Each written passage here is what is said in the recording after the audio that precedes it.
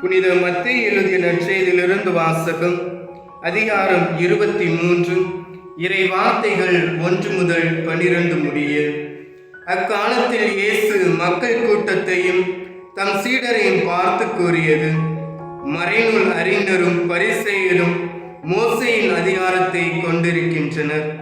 ஆகவே அவர்கள் என்னென்ன செய்யும்படி உங்களிடம் கூறுகிறார்களோ அவற்றையெல்லாம் கடைபிடித்து நடந்து வாருங்கள்.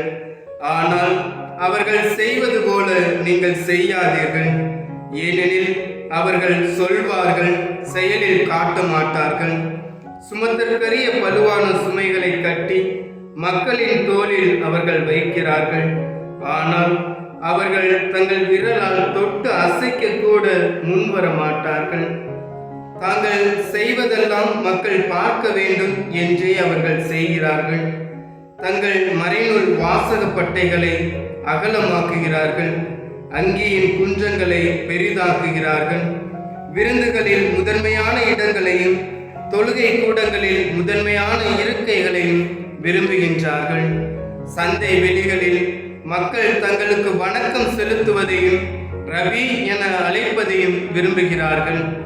ஆனால் நீங்கள் ரவி என அழைக்கப்பட வேண்டாம், ஏனெனில் உங்களுக்கு போதகர் ஒருவரே.